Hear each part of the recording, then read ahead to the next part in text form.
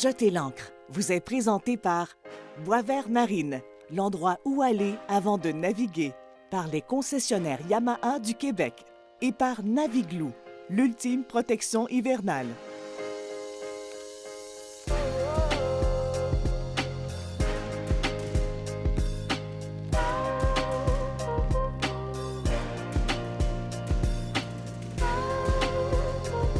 Cette semaine, on se retrouve littéralement dans le berceau de la région du Saguenay-Lac-Saint-Jean, plus précisément sur le fjord du Saguenay, long de 105 km, ce qui en fait un des plus longs au monde. Ici, on le qualifie de mer et de rivière. On visite le Club nautique de l'Anse-Saint-Jean.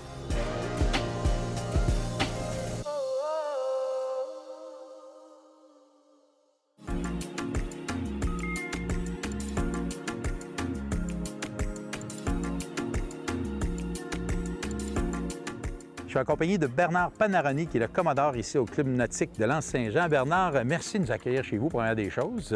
Merci beaucoup aussi à toi. Bien, vous avez un bel endroit ici, là. Très belle, très belle. Tellement bien situé. Si on le situe justement pour les téléspectateurs qui ne connaissent pas la place ici. C'est ça, c'est le Club nautique Anse-Saint-Jean. C'est une marina qui est située dans la fjord du Saguenay, en plein milieu entre Tadoussac et la baie. C'est une marina très sécuritaire. Nous avons tous les services. Quand on parle de services, on parle d'essence, d'eau usée. Aussi, nous avons la capitainerie qui est tout neuve. Tu parlais tout à l'heure d'un endroit qui est sécuritaire. Les gens peuvent s'arrêter ici, il y a toujours de la place. Ah, il y a toujours de la place. S'il n'y en a pas, on t'en fait de la place. Puis on refuse personne. Puis, comme tu disais, c'est très sécuritaire. Puis c'est merveilleux ici, c'est un beau coin. Parle-moi un petit peu des activités que vous avez ici au cours de l'été. Oui, dans l'été, on commence par la mise à l'eau. Tout le monde donne, on va dire, la main à la pâte. Ouais. Et c'est du bénévolat. Puis là, on a un petit party, un souper d'ouverture. Mais le plus gros, c'est à la fin de l'année, c'est la fin de semaine du travail. Puis là, la marina est pleine de bateaux, on met ça à la peau, puis après, on appelle ça la course du commandant.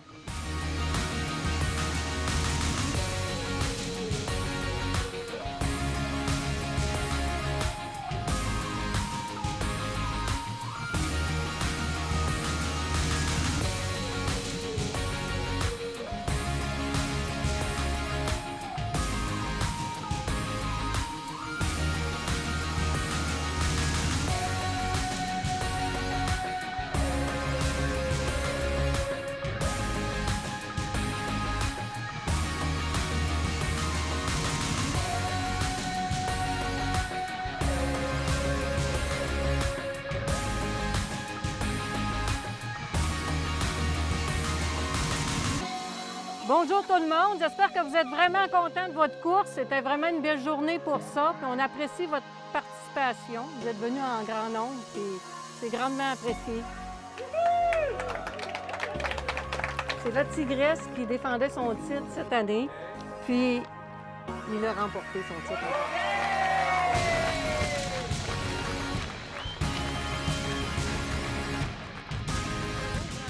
Alors, un plaisancier qui a, par exemple, aucune expérience, mais qui a toujours rêvé de faire de la voile, puis on en a beaucoup, hein. Même si vous venez vous acheter un voilier, mais que vous vouliez faire vos armes avant de vous lancer sur le fleuve, vraiment, c'est la formation élémentaire, qui est le brevet élémentaire, qui est la porte d'entrée.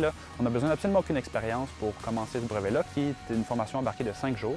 Puis à la fin, on considère que vous êtes chef de bord. Donc, vous êtes outillé pour prendre des décisions, puis organiser une navigation sur un cours d'eau simple à naviguer, comme c'est le cas du fjord ou comme sur un lac, par exemple.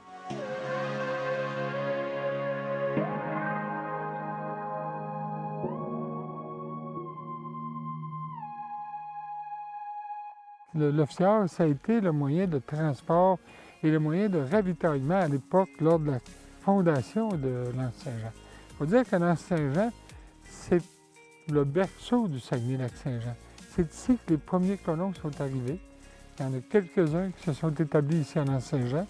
D'autres sont allés vers Ville-de-la-Baie. Mais donc, l'Anse-Saint-Jean, c'est vraiment...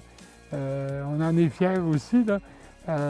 Et c'est par voie maritime, par voie du Saguenay, que les gens sont arrivés ici. Il y en a un groupe qui est arrivé par voie terrestre, mais c'est vraiment par le Saguenay, disons que l'Anse-Saint-Jean s'est développé.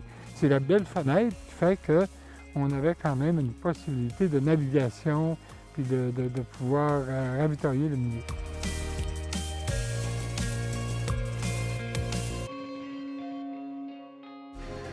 Daniel Tremblay, tu me fais un très beau plaisir ce matin en m'amenant sur le fjord comme ça. Les jours se suivent ici, mais ne se ressemblent pas. C'est quasiment l'hiver.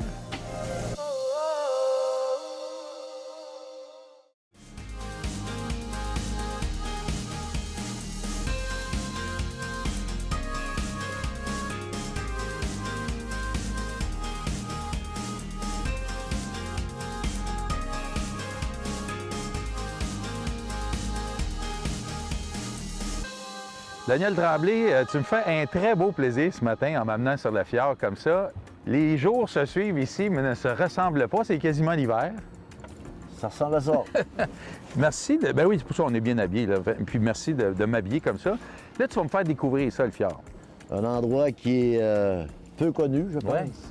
Il y a plein de choses à voir ici. Plein de choses à voir, mais c'est jamais pareil. Puis, tu me faisais remarquer pendant qu'on s'est amené ici, il n'y a personne.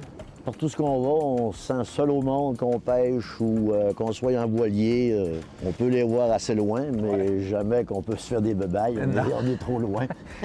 Parle-moi un petit peu de l'eau. Là. Tu me disais, c'est assez particulier ici. Il y a une marée quand même assez impressionnante. Il y a des marées environ de 13 à, dans les grosses marées, jusqu'à 19,5 pieds. Ça prend environ 6h30, une marée montante ou descendante. Puis sur la longueur, c'est long ici. Ben là, si on regarde de Tadoussac à Chicoutimi, c'est 111 km. Hey, imagine. Fait qu'on peut s'imaginer sur 19 pieds de haut, Wow. 111 km, comment est-ce qu'il peut avoir de gallons qui peut rentrer à minute? J'aimerais le savoir. Ouais.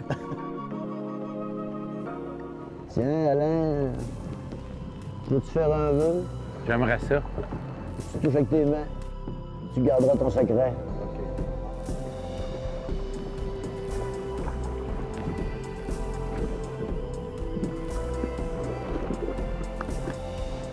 Il y a quelque chose de solennel, me semble. C'est tellement beau, la nature. C'est incroyable.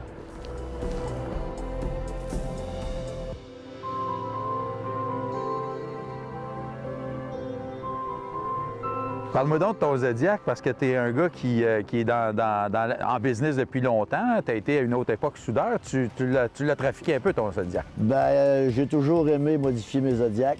Il y a des petites choses que quelqu'un qui connaît le Zodiac, il regarde là, c'est quoi ça? Pourquoi ça? Je rallonge les coupes de 2 pieds. Je peux mettre certains équipements. C'est sûr que c'est quelqu'un qui le fait faire. Personne ne va s'attarder à faire un crossbar comme ça, que ça va peut-être prendre en atelier 40 heures. On va dire, ça va coûter 5 000 $. Non, regarde, je ne vais pas faire. Là. Mais toi, tu le fais. Moi, je le fais. C'est mon hobby. C'est mon hobby. Bien là, je suis bien content que tu m'amènes dans ton Zodiac. Je suis content que tu me fasses découvrir. Puis ça a l'air qu'il y a des belles places à voir. Moi, le spot, Ouais. même si je pêche ou je fais tout le temps, wow! Parce que c'est jamais pareil, tout dépendait du soleil, des ombrages. Je me tente jamais de regarder un rocher ou. Mais où est-ce que ma place est préférée, c'est le Cap-Trinité. Ah. C'est pas loin, c'est environ 6 km de l'Anse-Saint-Jean. Il y a du touriste qui y va quand même beaucoup aussi. Fait que tu m'amènes Puis, là? on s'en va voir ça. Bien, je suis prêt. Je m'assois. On part ça? On s'en va par là. Yes!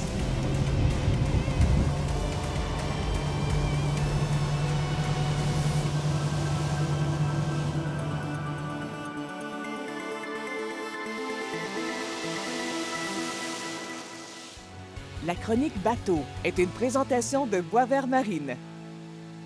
Cette semaine, c'est en compagnie de Benoît qu'on va parler de bateaux. Et là, tu nous parles des chaparrales. D'où ça vient, ces chaparales-là? Chaparral, Alain, ça a été fabriqué, c'est fabriqué en Géorgie, aux États-Unis.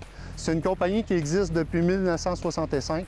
Fait qu'il a une belle qualité, ils ont de l'expérience, fait que c'est un très, très bon bateau. Quel genre de bateau? C'est un bateau de plaisance de tous les jours. C'est un bateau open deck, que les gens peuvent profiter de leur journée plein air au soleil. Comme aujourd'hui. Exactement. On y va-tu? On y va.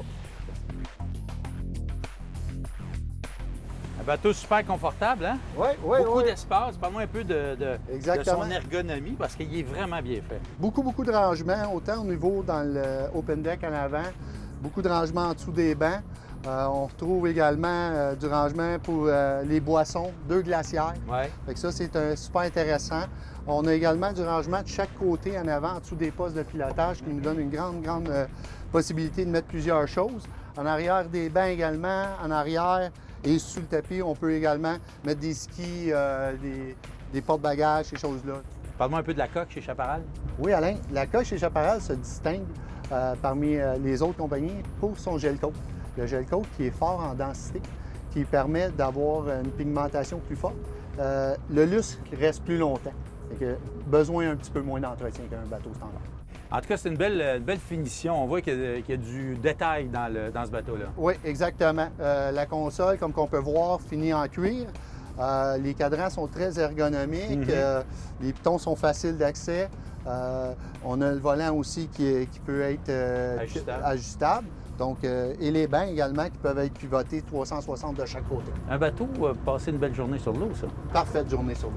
Hey, merci beaucoup, Benoît. Merci, Alain.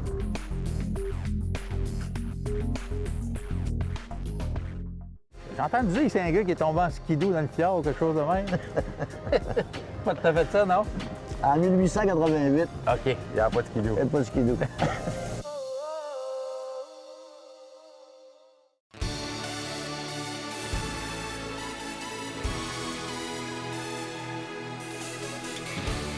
On est rendu au Cap, Alain. C'est beau, hein?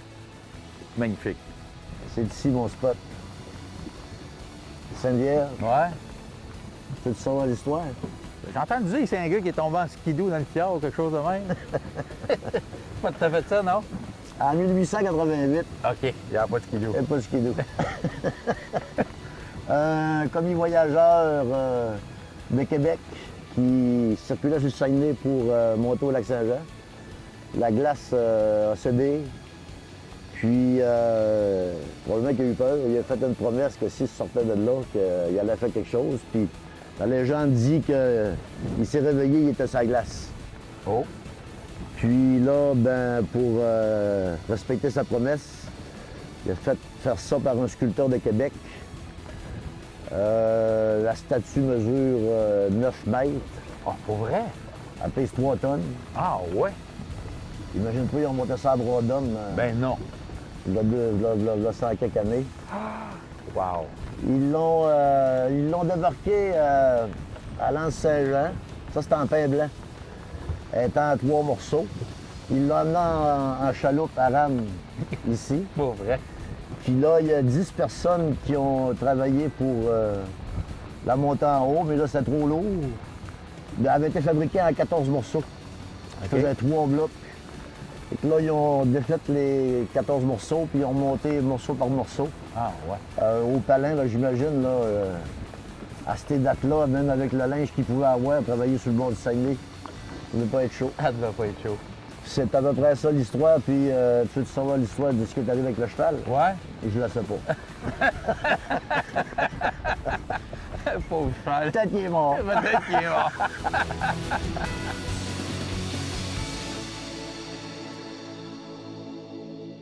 En fait, c'est le fjord qui est une belle expérience là, en tant que plaisancier, de venir visiter notre secteur. Il ne faut pas oublier que c'est un fjord, hein, il y a les falaises, les caps rocheux de chaque côté. On est entouré d'un parc national. Donc, quand les gens débarquent ici à la marina de l'Anse-Saint-Jean, soit pour venir faire de la voile ou du bateau, bien, il y a une multitude d'activités à faire autour. On peut faire des courtes excursions de kayak de mer, comme des longues expéditions de plusieurs jours. On commence à 2 jours et on va jusqu'à 6 jours d'expédition. Donc, il y a quand même une variété d'activités à faire là, ici dans notre secteur. C'est quoi vos équipes de kayak? Est-ce que vous avez déjà décidé? Nous deux. Yeah! Une excursion de kayak de mer, ça dure en fait, pour nos courtes excursions, ça dure 3 heures. Donc ça commence avec une initiation de 15 à 20 minutes sur la plage où ce que le guide, on fait dans le fond un cours, une introduction à l'activité de kayak de mer. Ensuite, on prend le temps d'ajuster les kayaks. Ensuite, on prend le temps de montrer la pagaie, comment ça fonctionne. Et ensuite, on part à la découverte du fjord du Saguenay, en gros, pendant un petit 3 heures. Là. Donc on se rend, là, à l'ultime, on se rend dans le fjord, là, dans le milieu du fjord avec les falaises de chaque côté.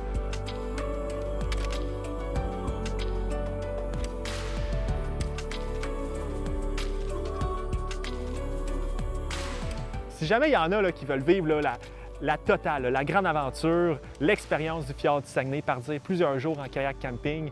On offre aussi des séjours de plusieurs jours, 2 jours à 6 jours. Donc, on a quand même un large éventail qui rentre bien là, dans les vacances de plusieurs personnes. Donc, on a des 2 jours à 6 jours et c'est inclus avec des nuitées dans le parc national du fjord du Saguenay, dans les sites de kayak camping qui appartiennent à la CEPAC, tout le long du fjord du Saguenay. Donc là, on part là, plusieurs jours à la découverte du fjord et à l'ultime aux mammifères marins, là, plus dans le secteur de l'embouchure du fjord du Saguenay. Et là, le guide là, s'occupe de la totale. Vous partez, là, puis là, le guide, il s'occupe des repas, de la sécurité, du guidage, de l'interprétation. On a la chance de manger du confit de canard, des médaillons de cerf rouge qui viennent de la ferme de Petit-Saguenay, le village voisin. Donc, on aime ça, mettre en valeur aussi donc, les beautés locales, que ce soit alimentaire ou juste le fjord du Saguenay en général. Là.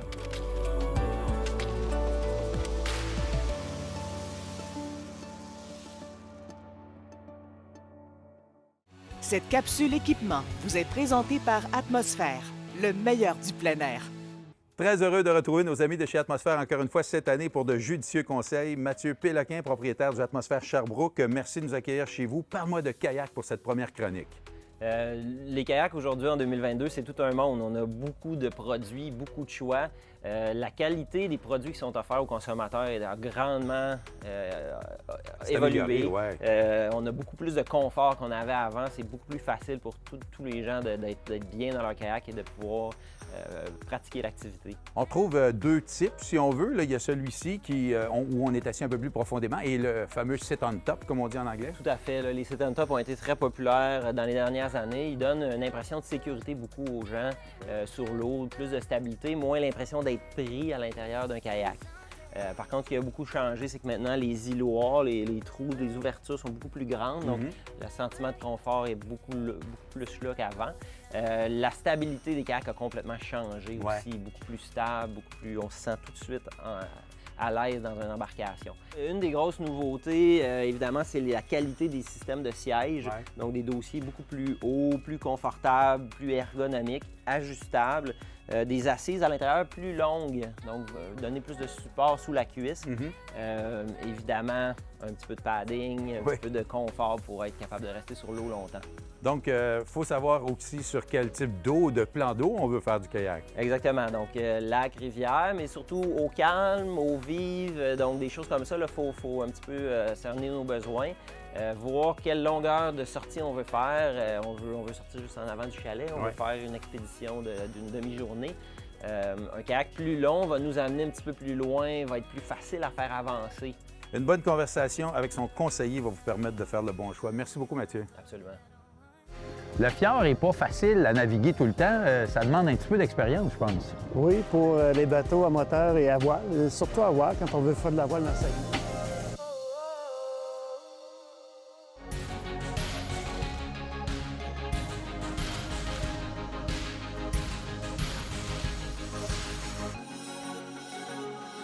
Je vous dirais en été, puis là, évidemment, cet été, peut-être que ça me fait mentir, mais en été, on reçoit en moyenne 125 000 touristes par été. Cette année, je me dis que probablement qu'on est autour de 140 000. Parce qu'on a beaucoup ici d'hébergements, beaucoup de villégiatures. La municipalité s'est développée beaucoup avec l'avènement du Mont-Édouard. Le Mont-Édouard, c'est vraiment le moteur de développement de l'Anse-Saint-Jean. Pour les plaisanciers, il y a quand même beaucoup d'hébergements disponibles dans le milieu. Il y a aussi une possibilité de... Tu sais, on a 2 épiceries importantes dans le village. Donc, si je reviens au niveau de l'hébergement, on peut recevoir entre 700 et 900 personnes par soir ici à l'Anse-Saint-Jean. Alors, c'est quand même impressionnant. Puis pour les plaisanciers, bien, il y a toutes sortes d'activités. Vous avez par exemple des randonnées pédestres, il y a des possibilités de louer des vélos, faire le tour du village. Donc, il y a une possibilité intéressante pour les plaisanciers de pouvoir réaliser des activités et de séjourner sur place, même en dehors, disons, de la marina.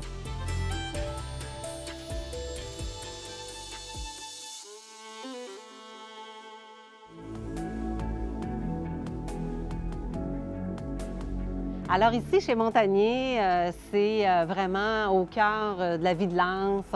On est vraiment au bord du quai, on surplombe le fjord. C'est vraiment une vue magnifique.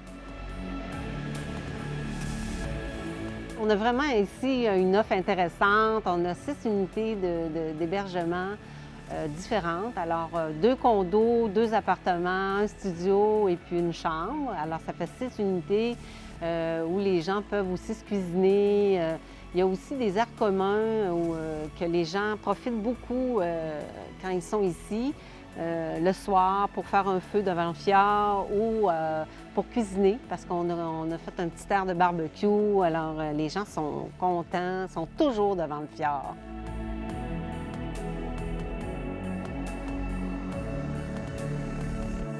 Le fjord n'est pas facile à naviguer tout le temps. Ça demande un petit peu d'expérience, je pense. Oui, pour les bateaux à moteur et à voile, surtout à voile, quand on veut faire de la voile dans le Saguenay. Mais il y a Tadoussac qui appelle aussi à l'embouchure du Saguenay, c'est qu'il y a ce qu'on appelle les battures des hauts fonds. Quand la marée baisse, bien, il faut que tu saches où passer, puis il faut que tu rentres dans le Saguenay avec la marée. Tu as toujours 2 nœuds de courant dans le nez. La rivière Saguenay, c'est un 2 nœuds de courant. OK. Ça fait que quand tu pars contre marée, bien, si tu vas à 5 nœuds ou à 3 nœuds, ça ne marche pas. Il faut que tu te sers des marées pour rentrer dans la Saguenay la plupart du temps pour les voiliers. Bon, le mythe vient du fait que la porte d'entrée du fjord est assez complexe. Puis avec raison, hein, le fleuve, c'est un des cours d'eau les plus complexes à naviguer dans le monde, puis on peut le dire sans gêne. Tadoussac est un beau mélange de toute cette complexité-là, donc courant, trafic maritime, vent changeant, marée importante, au fond. Pour ces raisons-là, Tadoussac, qui est la porte d'entrée du fjord, est très complexe à naviguer et refroidit beaucoup de gens. On ne faut pas se lancer à Tadoussac à tête baissée. Il faut planifier son approche. Puis une fois qu'on est rendu sur le fjord, bien là, ça se simplifie vraiment beaucoup.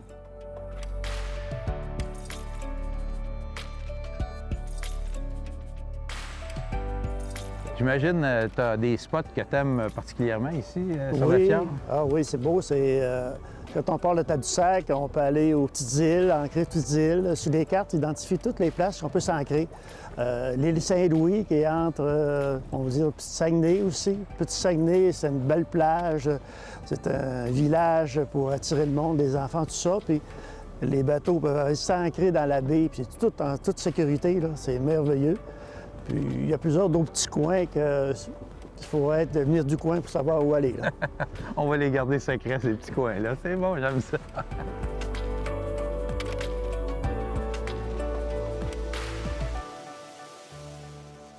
La plupart des plaisanciers au Québec connaissent le vieux canal ici à Valleyfield. Sophie, tu es la meilleure personne pour nous en parler. Tu en es la directrice générale. Je vous invite à essayer ça. Vous allez voir, on essaie de vous donner le goût de faire du bateau à chaque semaine. Ça, là, c'est une belle façon.